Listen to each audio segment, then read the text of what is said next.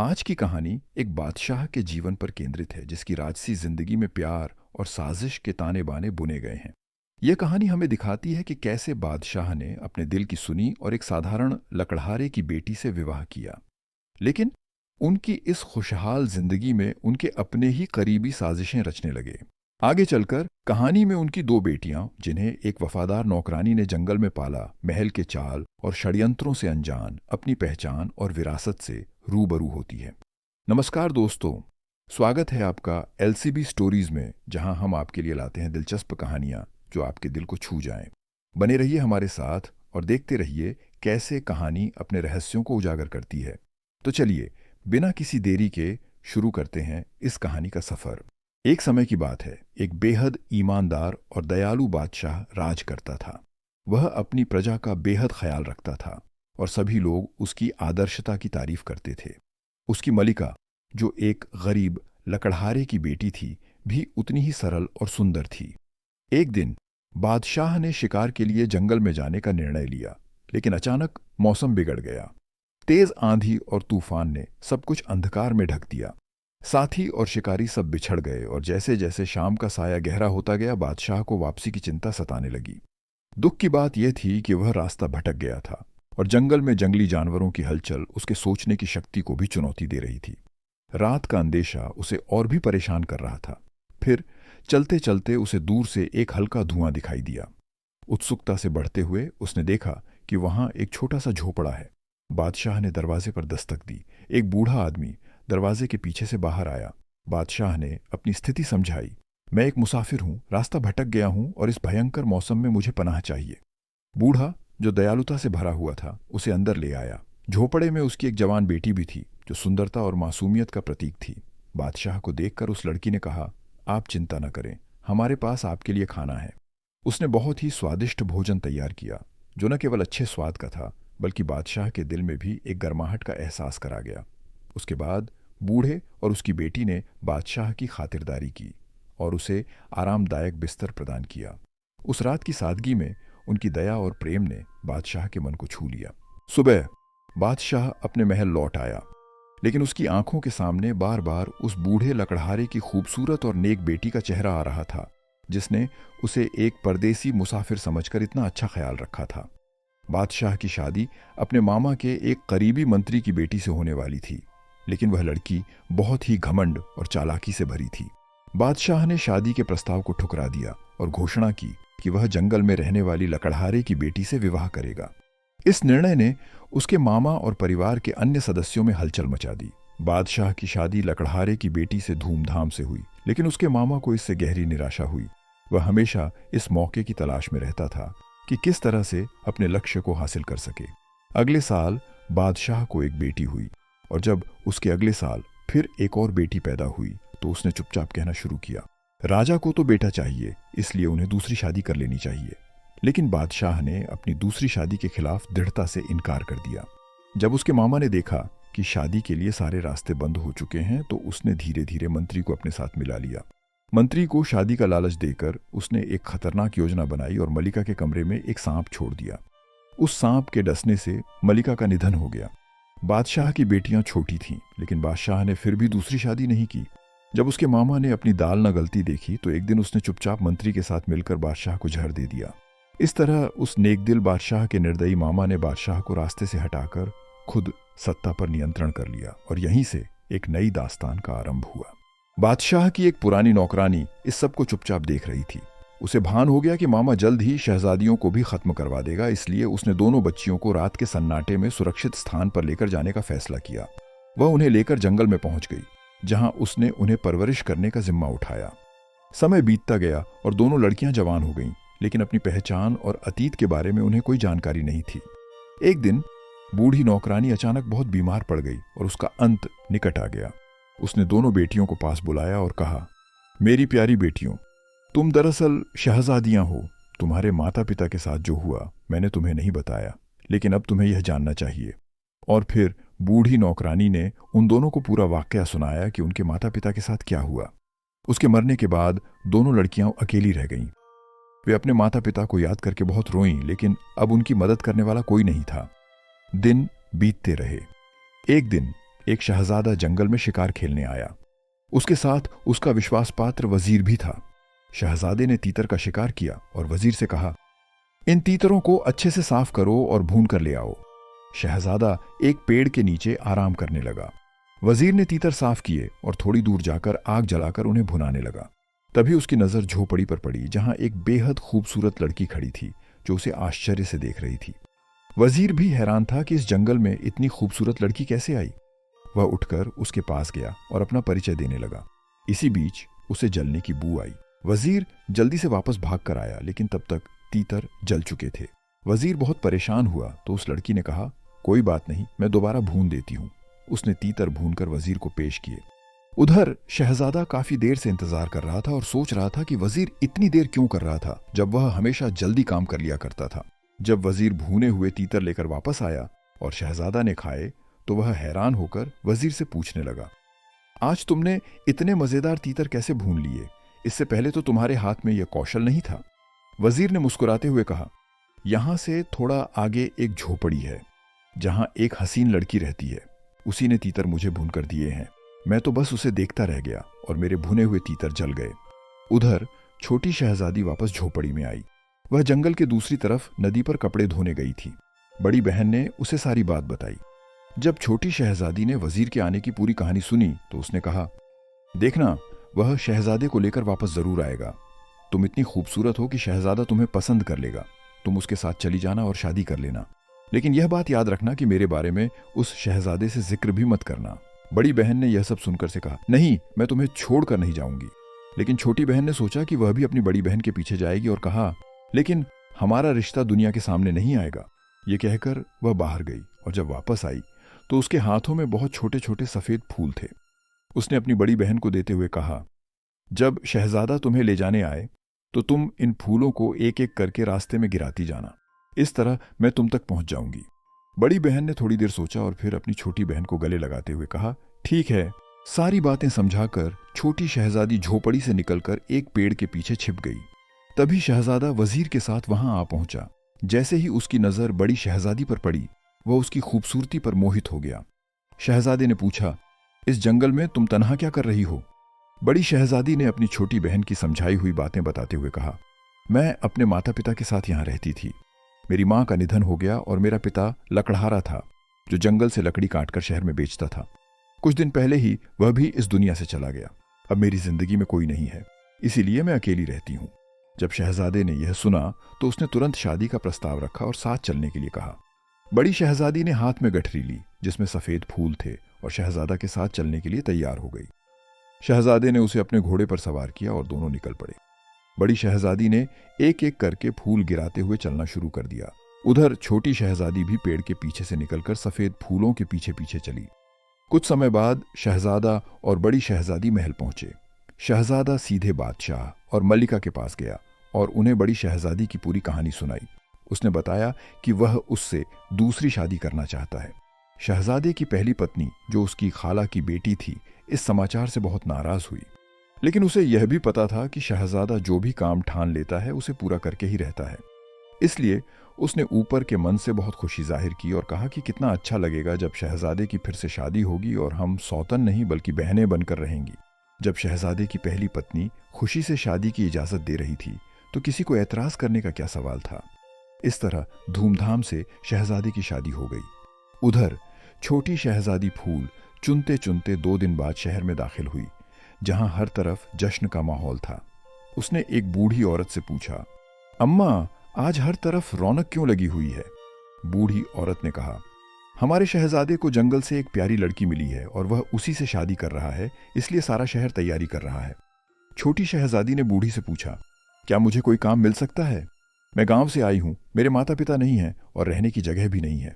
बूढ़ी औरत ने कहा, हाँ, आजकल महल में बहुत कम है, मैं भी वहीं जा रही हूँ। बूढ़ी औरत की एक बेटी थी जो कुछ दिन पहले ही बीमार होकर गुजर गई थी, इसलिए उसने छोटी शहजादी से कहा, तुम मेरी बेटी बनकर मेरे पास रह लो। यह बूढ़ी औरत जवानी में महल में नौकरानी रही थी, लेकिन अब बुढ़ापे की वजह से काम करना कम कर दिया था। छोटी शहजादी ने कहा, ठीक है, लेकिन अम्मा, मैं काम करना चाहती हूँ। क्या तुम मुझे महल में कोई काम दिला सकती हो? बूढ़ी औरत ने हामी भरी और छोटी शहजादी को लेकर महल की तरफ चल दी। जहां हर ओर शादियां और संगीत बज रहे थे। जब बूढ़ी अम्मा महल में पहुंची तो अचानक शहजादे की पहली बेगम उनके सामने आ गई। बूढ़ी अम्मा ने तस्लीम बजाते हुए कहा, यह मेरी भांजी है जो आज ही गांव से आई है। इसके माता पिता का निधन हो चुका है, इसे महल में काम पर रख लें। शहजादे की पहली बेगम ने कुछ देर तक छोटी शहजादी को देखते हुए फिर सोचा और कहा, अगर तुम मेरी मदद करोगी तो मैं तुम्हें बहुत सारे जेवर और पैसे दूंगी। यहाँ महल में सभी कामकाजी और मलिका की तावेदार हैं, मैं किसी को भी नहीं खरीद सकती। लेकिन तुम अगर मेरी बात मानोगी और जैसा मैं कहूंगी वैसा करोगी तो मैं तुमको बहुत सारा जेवर पैसा दूंगी। तो छोटी शहजादी को यह समझ में आ गया था कि यह शहजादे की पहली बीवी है। उसकी चतुराई ने उसे भी साजिश के बारे में सोचने पर मजबूर कर दिया। उसने जल्दी से कहा, हाँ जी मलका साहिबा, मैं आपकी हर बात मानूंगी। यह सुनकर मलका मुस्कुराते हुए बोली, अभी मैं मलका नहीं बल्कि बहू हूं, अभी शहजादा बादशाह नहीं बना। इस पर समझदार शहजादी ने कहा, आपकी तकदीर बुलंद हो, इंशाअल्लाह जल्द ही आप महारानी बन जाएंगी। पहली रानी ने हंसते हुए कहा, तुम तो बहुत लाजवाब और काम की चीज लगती हो, बस तुम आज से इस महल में मेरे कहे अनुसार चलो। इस पर समझदार शहजादी ने कहा, जी जी बिल्कुल, आप मुझे जबरदस्त पाएंगे। शहजादे की पहली पत्नी ने बड़ी शहजादी के कमरे में जाकर कहा, यह आज से तुम्हारी सेविका है, तुम्हें जो भी काम हो इससे करवा लेना। जब बड़ी शहजादी ने छोटी शहजादी को देखा तो खुश होकर शहजादे की पहली पत्नी से बोली, आप बहुत अच्छी हैं। जैसे ही शहजादे की पहली बीवी वहां से गई, दोनों बहनें एक दूसरे के गले लग गईं। छोटी शहजादी ने बड़ी को नहीं बताया कि यहां महल में उसे किस तरह के काम करने पड़ेंगे। शहजादे की शादी हो गई और सभी बहुत खुश थे, सिवाय शहजादे की पहली बीवी के। छोटी शहजादी दिन भर उसकी सेवा में रहती और वे दोनों मिलकर यह सोचती रहती कि कैसे दूसरी बीवी से छुटकारा पाया जाए। थोड़े दिन बाद बड़ी शहजादी की उम्मीद से हो जाने की खबर आई और यह पहली बीवी के लिए कयामत से कम नहीं थी, क्योंकि वह अब तक शहजादा को कोई औलाद नहीं दे सकी थी। मल्लिका, बादशाह और शहजादा इस नई खबर से बहुत खुश थे, इसलिए शहजादी का खास ख्याल रखा जाने लगा। वहीं पहली बीवी और छोटी शहजादी मिलकर सोचने लगीं कि क्या किया जाए। छोटी शहजादी बहुत परेशान रहने लगी और उसने बड़ी बहन से कहा, यहां से कहीं दूर चलो। हालांकि छोटी शहजादी यह भी नहीं बता सकती थी कि शहजादे की बड़ी बीवी उससे कितना जलती है। अगर वह बताती भी तो किसी ने विश्वास नहीं करना था, क्योंकि बड़ी बीवी सबके सामने बहुत अच्छा व्यवहार करती थी। बड़ी बहन ने छोटी बहन की बात सुनकर कहा, सब मुझे बहुत प्यार करते हैं। तुम्हें मैंने उस वक्त कहा था कि मेरे साथ चलो, लेकिन तुम नहीं मानी। तुमने कहा था कि अपना और मेरा रिश्ता सबसे छुपा कर रखना। बड़ी बहन ने समझाया, अगर तुम अभी कहो तो मैं शहजादे को बता देती हूँ कि तुम मेरी बहन हो।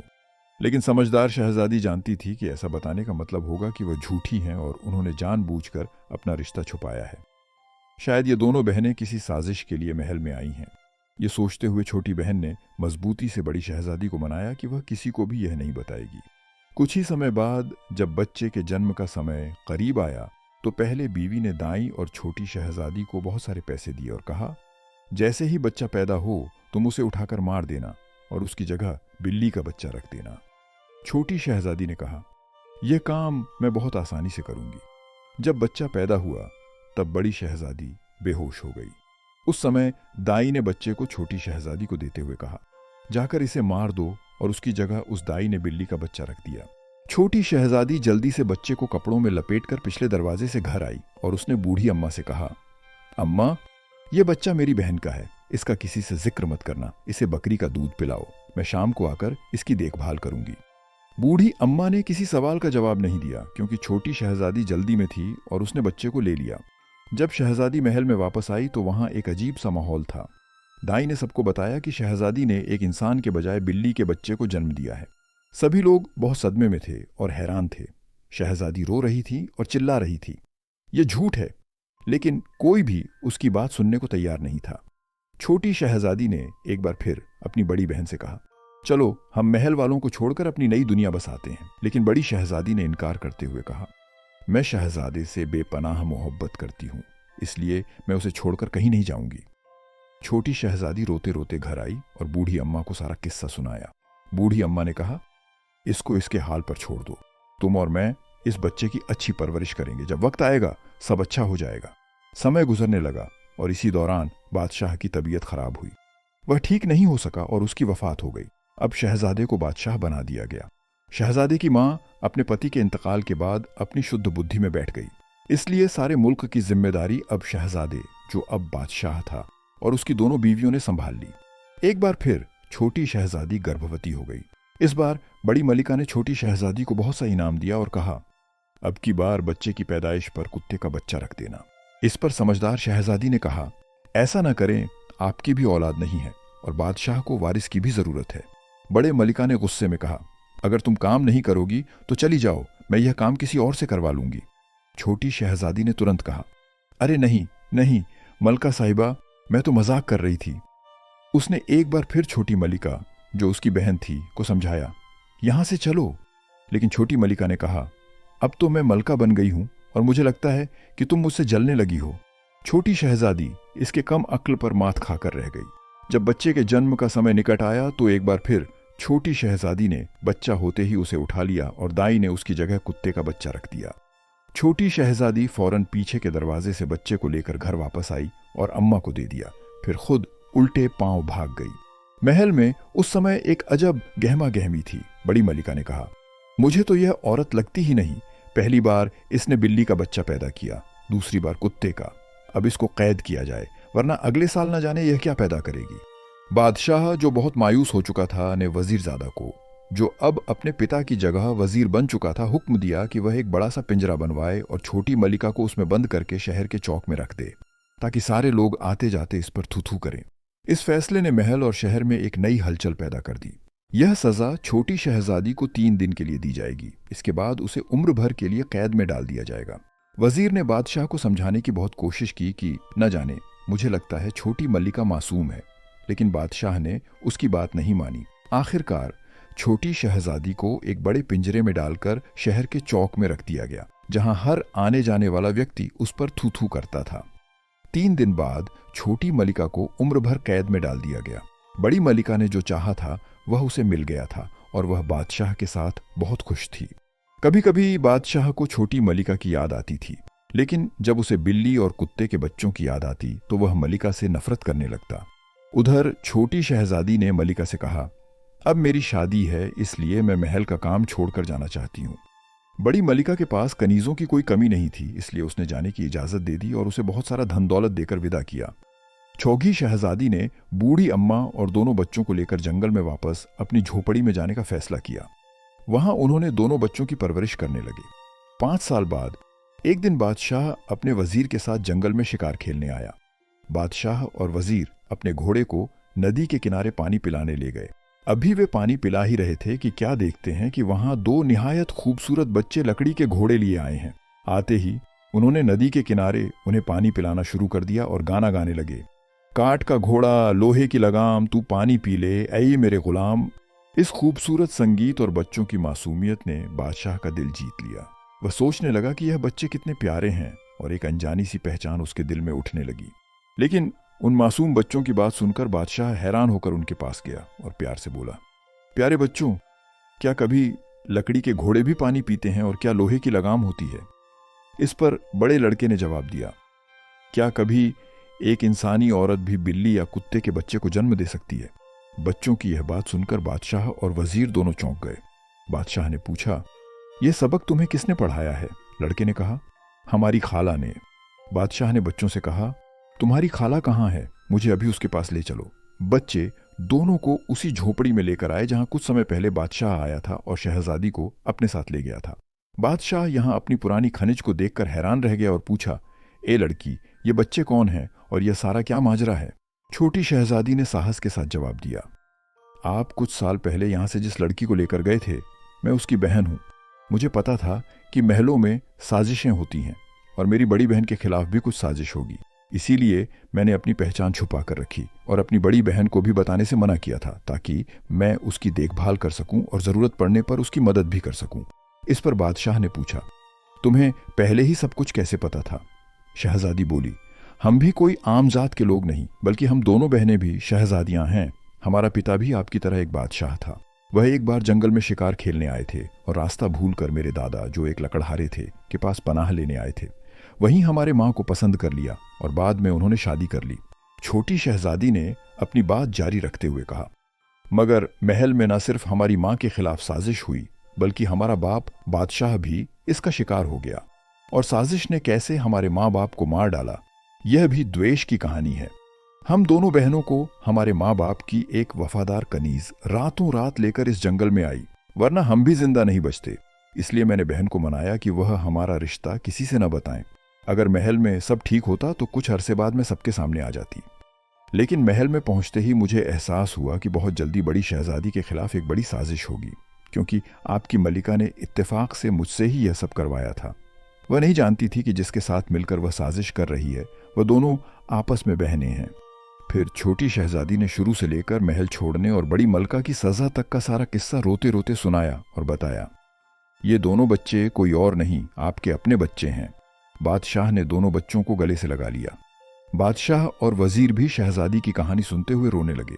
जब शहजादी ने सारी कहानी पूरी कर ली तो बादशाह गुस्से से खड़ा हो गया और कहा, मैं मलका को नहीं छोड़ूंगा, उसका सिर कलम कर दूंगा। लेकिन शहजादी ने उसे रोकते हुए कहा, नहीं, वह छोटी मलका की मुजरिम है।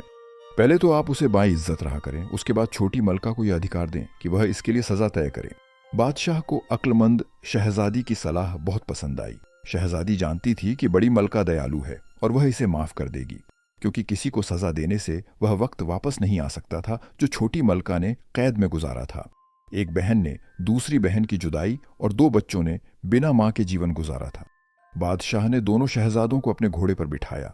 वजीर, जो काफी देर से समझदारी से शहजादी की हरकत को देख रहा था, उसकी यह मेहरबानी बादशाह से छिपी नहीं रह गई। उसने मुस्कुराते हुए हुक्म दिया कि वह शहजादी को अपने घोड़े पर बिठा ले। वजीर ने बादशाह की बात सुनकर शहजादी को घोड़े पर सवार किया और महल की तरफ चल पड़ा। महल पहुंचकर बादशाह ने बड़ी मलका को बेड़ियां पहनाई और फिर खुद जाकर कैद खाने में छोटी मलका के सामने हाथ जोड़कर रोने लगा। उसने कहा, ए मलिका, मुझे सारे वाकये का इल्म हो चुका है, मैं तुम्हें आजाद करने आया हूं।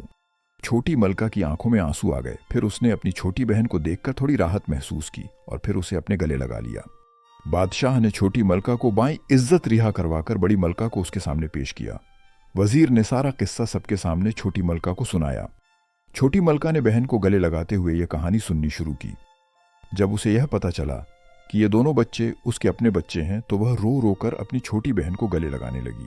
उसने बच्चों और बहन को गले लगाते हुए कहा, आप दोनों मुझे कितनी याद आई। यह दृश्य महल के सभी लोगों के लिए आश्चर्य और करुणा का साक्षी बना और उन्होंने देखा कि सच्चे प्रेम और परिवार के बंधन में कितनी ताकत होती है। आखिरकार बादशाह ने कहा, आज इसको हक है कि बड़ी मलका को सजा दे। लेकिन छोटी मलका ने यह कहकर माफ कर दिया, गया हुआ वक्त वापस नहीं आ सकता और यह सब मेरी किस्मत में लिखा था जो जरूर होना था, इसलिए मैं इसे कोई सजा नहीं दूंगी। जब बड़ी मलका, जो डर के मारे थरथरा रही थी, ने यह सुना तो वह भी रोते हुए छोटी मलका के गले लग गई और कहने लगी, तुमने मुझे माफ करके मुझ पर बहुत बड़ा एहसान किया है।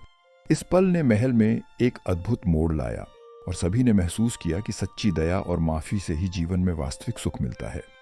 महल में जश्न का ऐलान किया गया। इस खास मौके पर वजीर ने शर्माते हुए बादशाह सलामत से अपनी और छोटी शहजादी की शादी की दरखास्त की। बादशाह ने मुस्कुराते हुए छोटी शहजादी की तरफ देखा। उसने भी शर्माते हुए गर्दन झुका ली, इस खुशी के पल का आनंद लेते हुए। कुछ दिन बाद बहुत बड़े जश्न में वजीर और शहजादी की शादी कर दी गई। पूरे महल में खुशियों की लहर दौड़ गई। सभी लोग हंसते खिलखिलाते रहे और प्यार और स्नेह से भरे इस परिवार ने एक नई शुरुआत की। प्यारे दोस्तों, यह थी आज की अजीबोगरीब कहानी। अगर आपको यह कहानी पसंद आई तो कृपया कमेंट में अपनी राय जरूर बताएं और इस वीडियो को अपने दोस्तों के साथ शेयर करें। हम उम्मीद करते हैं कि आपको हमारी आज की यह कहानी पसंद आई होगी।